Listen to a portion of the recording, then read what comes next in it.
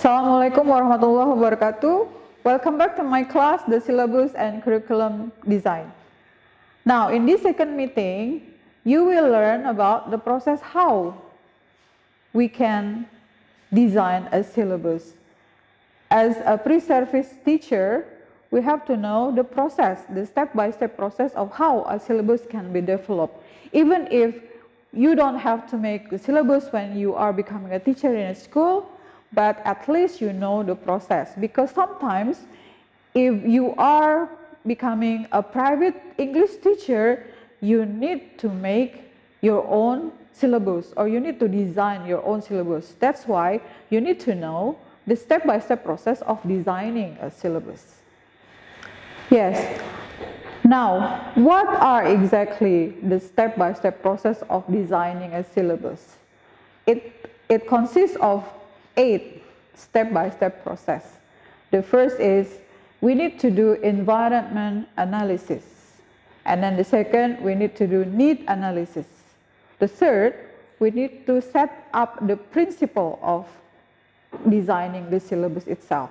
And then we need to set up the goals of the course. And then the fifth, we need to design the content and the sequence. So what materials should be taught and how we order the materials. And then the sixth, the format of presentation. Is it in the form of module? Is it in the form of unit? Is it in the form of basic competence, etc.? And then the seventh is monitoring and assessment. So we need to observe the flow of the syllabus in activities. And also we need to assess how far the syllabus worked. Is it working well, or is there any problems in the middle of the way? And the last is evaluation. So we do the evaluation to make the syllabus perfect. So we will do that at the end of the stage. Well, to illustrate the 8 steps of designing a syllabus or curriculum, let us see the chart on the monitor. You see, there are some circles. The biggest circle, and then also some smaller circle inside. Now take a look at the very center circle. That is called goals. So goals is the core idea of designing a syllabus for.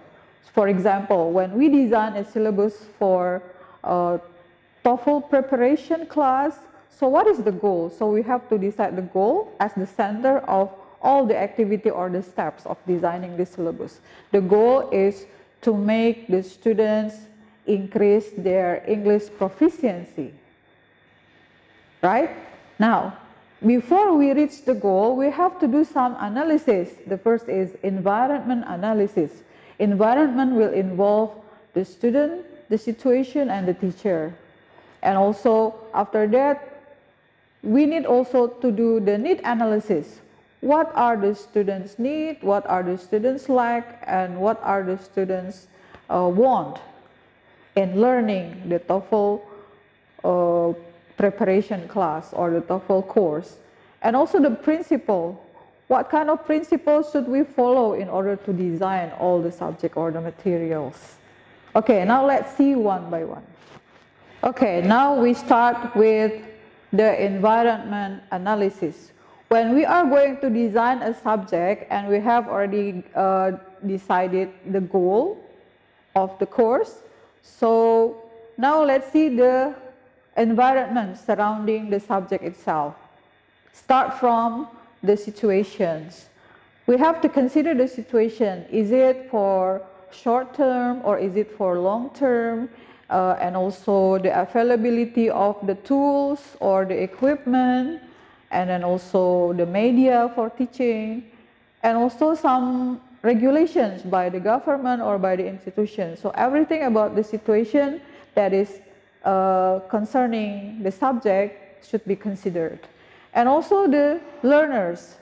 We have to know the learners from their age level, from their English proficiency level, and also from their language. Is it their first language or the second language or the foreign language? And also for the teachers, we have to consider the availability of the teacher, the competence of the teacher, and also the skill of the teacher. That is for environment analysis.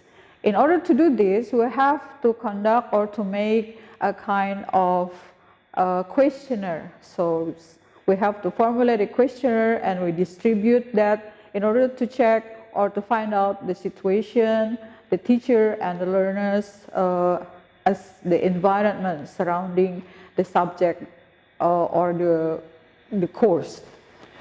Okay, now let's see the other aspect of designing the syllabus, that is need analysis.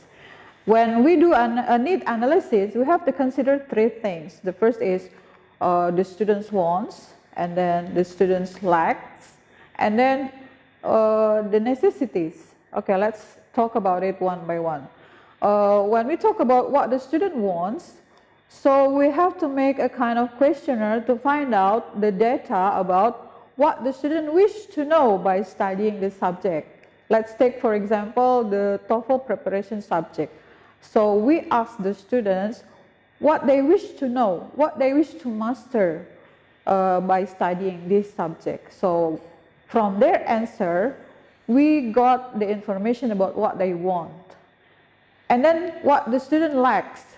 So in this aspect, we have to check what the student already know and what the student haven't mastered yet in this certain level. For example, in TOEFL preparation class, so students should already master the basic grammar or the basic reading and the basic listening. So in this level, we have to find out whether the student already fulfill this level or not. If they in fact, they actually do not master this in this level, so meaning they lack this thing. And this is a kind of consideration for us in arranging the syllabus of TOEFL preparation class. And then the necessity, the third aspect is the necessity. So what should the student do in taking this subject? Do they need to take a course, or do they need to attend the course or the tutorial or the laboratory practice? So all of the things that the student need to do in order to take the subject. Okay, now let's see the other circle, that is the principles. So in this case, the principle means the rules or our belief in designing the syllabus. So the principle itself is divided into three aspects. The first is the content and sequencing. So in content and sequencing, we have to follow a certain principle in selecting the material or the content of the subject. What kind of principle? It can be from the result of the experts' research or the theory of language learning. And also the sequencing. Sequencing means organizing the order of the material. There are many kinds of sequencing.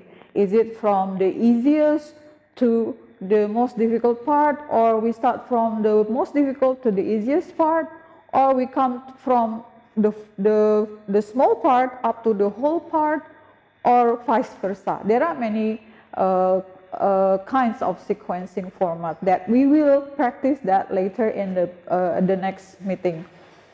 And then the format and the preparation. So here the syllabus will regulate the format of the course. Is it in the format of module or unit and other things? And also the monitoring and assessment. The syllabus should arrange the way how we monitor the flow of the subject or the course from meeting 1 up to the last meeting, and also assessment. So here we should follow the principle of conducting assessment. Is it pre-assessment or while assessment or post-assessment? So here we have to follow the principle or the theory of language learning. Well, now you have known what to do in order to design a syllabus. The first is to set the goal, and then we do environment analysis surrounding the subject or the course, and then we have to analyze the needs of the student, and then we have to follow or set up the principle. What kind of language learning theory that we should follow in order to arrange the syllabus. Now, after it is done, meaning the set of the syllabus, the draft of the syllabus is done, the next thing is to try out.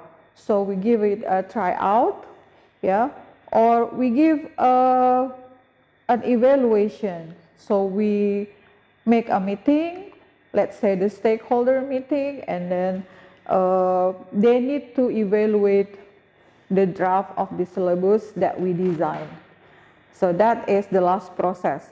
After the whole thing is done, after the draft of the syllabus is done or almost done, the next thing is to evaluate whether or not this aspect is appropriate or not with the student, with the surrounding, with the institution, with the government regulation, etc. So syllabus is not a fixed product. It is following the trend in the society.